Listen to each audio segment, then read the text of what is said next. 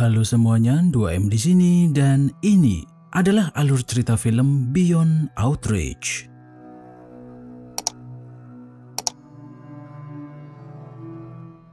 Video ini adalah kelanjutan dari video yang sebelumnya yang menceritakan kisah perjuangan anggota Yakuza bernama Otomo. Setelah Otomo masuk ke penjara, Kato menjadi ketua klan Sanokai setelah membunuh bosnya sendiri, Sekiuchi. Dan dia mengangkat mantan anak buah Otomo, yaitu Ishihara, sebagai wakilnya. Setelah 5 tahun sejak Otomo masuk ke penjara, klan Sanokai makin berkuasa dan bahkan berani membunuh seorang detektif yang macam-macam dengan klan mereka. Semenjak Ishihara menjadi wakil ketua, dia jadi semena-mena dan memerintah dengan tangan besi.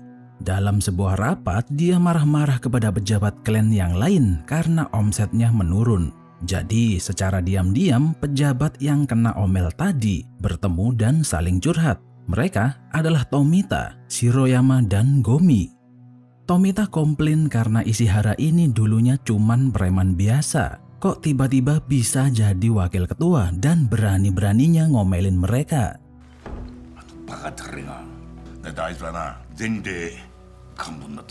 Sedangkan Gomi komplain tentang seorang petinggi lain bernama Funaki. Dia ini dulunya bodyguard bos yang lama, Sekiuchi. Kok sekarang bisa jadi pejabat yang punya posisi sama dengan mereka bertiga ini?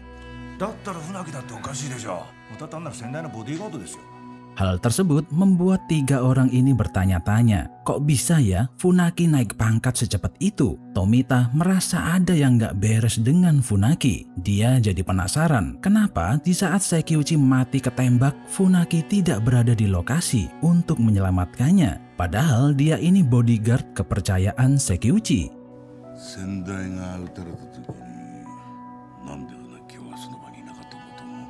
Dan kenapa dia malah naik jabatan setelah gagal menyelamatkan bosnya sendiri?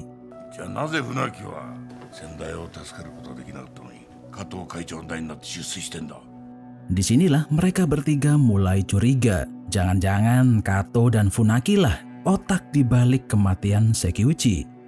Setelah muncul kecurigaan tadi, mereka bertiga tambah benci dengan Kato dan berencana untuk menjatuhkannya dari kursi ketua. Di saat yang bersamaan, Kataoka datang menemui mereka bertiga dan dia juga punya rencana yang sama, yaitu ingin menjatuhkan Kato.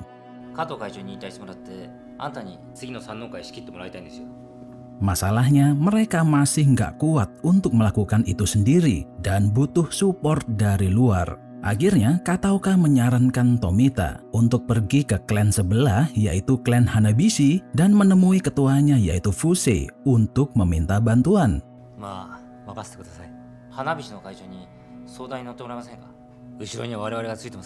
Keesokan harinya mereka berdua pergi ke markas Hanabishi dan menemui Fusei. Tomita curhat kalau Kato dan Ishihara udah semena-mena dan seenaknya sendiri. Fusei setuju dengan Tomita kalau Kato udah mulai nyebelin, jadi dia bersedia memberi support kepada Tomita. Keesokan harinya, Tomita dipanggil ke markas Sano dan menemui Kato yang lagi emosi banget. Ternyata Shiroyama dan Gomi diam-diam mengkhianati Tomita, kemudian mengiyakan kalau Tomita kemarin pergi menemui Fusei, meminta bantuan untuk menjatuhkan Kato. Tanpa basa-basi, Funaki mengeksekusi Tomita dan membuang mayatnya di pinggir jalan.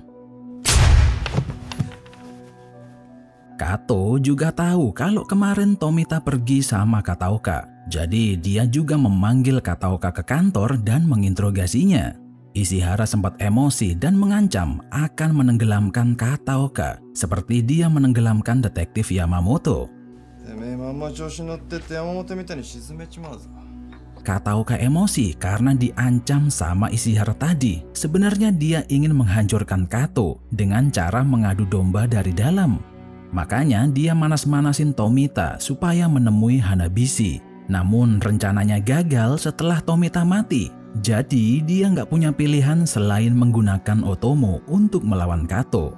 Akhirnya Kataoka menemui Otomo di penjara dan ngobrol berdua. Dia ngompor-ngomporin Otomo supaya nanti pas bebas mau membalaskan dendamnya kepada Kato dan Ishihara.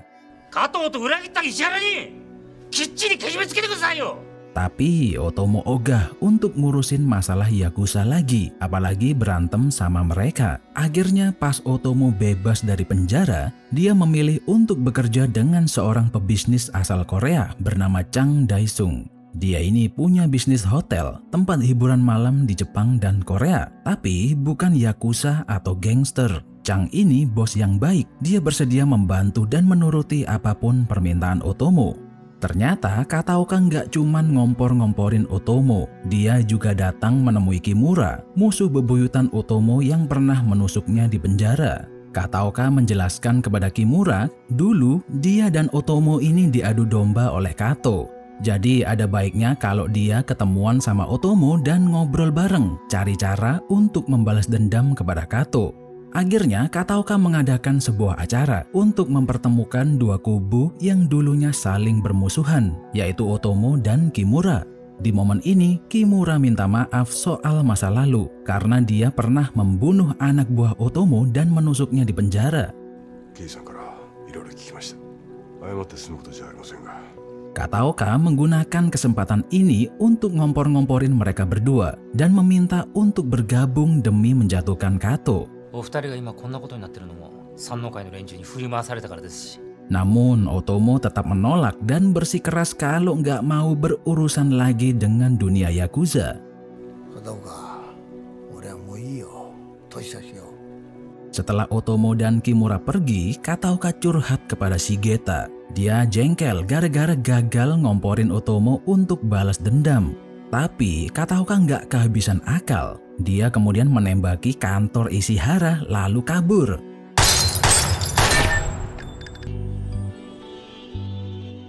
Tentu saja Ishihara marah besar dan dia jadi parno, mengira kalau pelaku penembakan itu adalah Otomo. Jadi dia mengirim anak buahnya untuk menghabisi Otomo di hotel tempat dia menginap.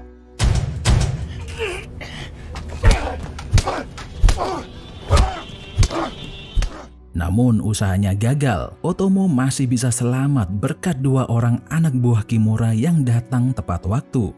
Melihat kejadian yang menimpa Otomo, Kimura jadi emosi dan meminta Otomo untuk mempertimbangkan balas dendam kepada Ishihara. Tapi Otomo lagi-lagi menolak dan merelakan insiden ini.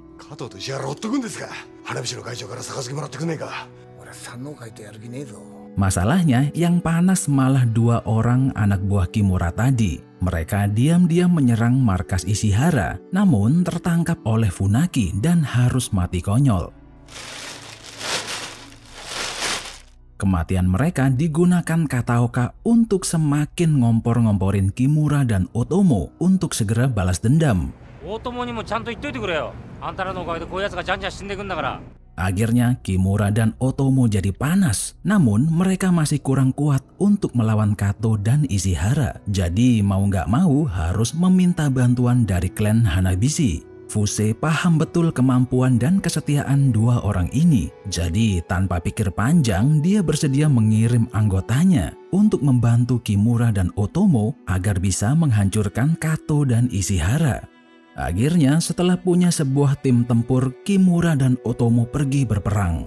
Mereka menjalankan langkah pertama, yaitu menangkap Ishihara. Dia dipertemukan dengan Otomo, mantan bos yang dulu dikhianatinya. Tentu saja Ishihara jadi ketakutan dan malah ngompol. Dia kemudian bercerita kalau terpaksa mengkhianatin Otomo dan dengan gampangnya mencoba minta maaf.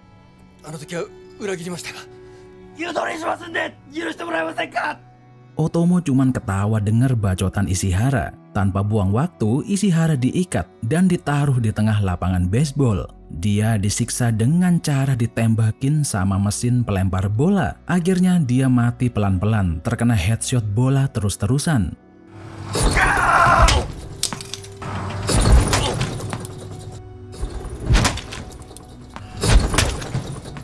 Setelah menghabisi Ishihara, Kimura dan Otomo menjalankan langkah kedua, yaitu menangkap Funaki. Setelah tertangkap, dia disiksa dan diinterogasi. Kimura memasang sebuah alat perekam suara selama proses interogasi.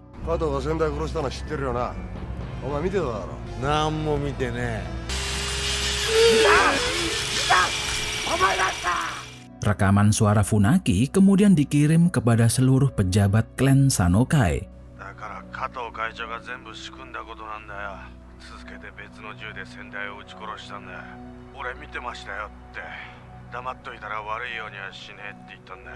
Akhirnya semua pejabat tahu kalau Kato bisa jadi ketua seperti sekarang ini karena dia membunuh ketua yang lama lalu merebut posisinya. Semua petinggi klan Sanokai memberontak dan tidak mau support Kato lagi. Dia diharuskan mengundurkan diri sebagai ketua dan membuat pernyataan yang dibaca di depan seluruh petinggi kepolisian Jepang. Klan Sanokai pelan-pelan hancur dari dalam dan Kataoka jadi bahagia. Rencananya berhasil dan gak sia-sia udah ngompor-ngomporin Kimura dan Otomo. Alasan kenapa Kataoka melakukan itu semua terbongkar. Ternyata dia ini pengen cepet-cepet naik pangkat. Sekarang klan Sanokai punya ketua baru yaitu Shiroyama dan diwakilin oleh Gomi. Sedangkan Kato sekarang cuman jadi warga biasa. Namun bukan berarti dia bisa berkeliaran seenaknya. Otomo masih dendam dengan Kato dan dia memutuskan untuk menghabisinya.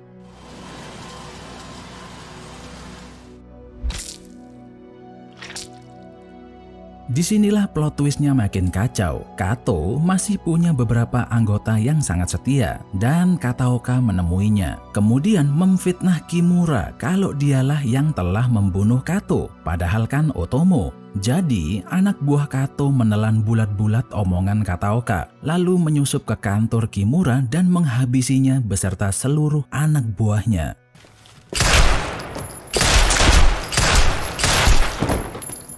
Mendengar berita kematian Kimura, perasaan Otomo jadi campur aduk. Dia sedih bercampur emosi. Otomo kemudian pergi untuk memberi penghormatan terakhir kepada Kimura. Di tengah jalan, dia malah ketemu dengan Kataoka yang kemudian memberinya sebuah pistol dan lagi-lagi ngompor-ngomporin supaya mau membalaskan dendam Kimura.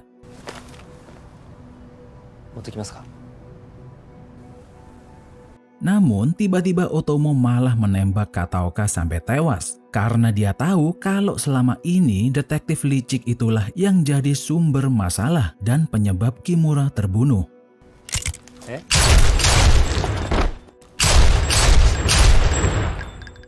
Jangan lupa subscribe dan like videonya biar nggak ketinggalan update terbaru dari channel ini. Sampai jumpa di video berikutnya.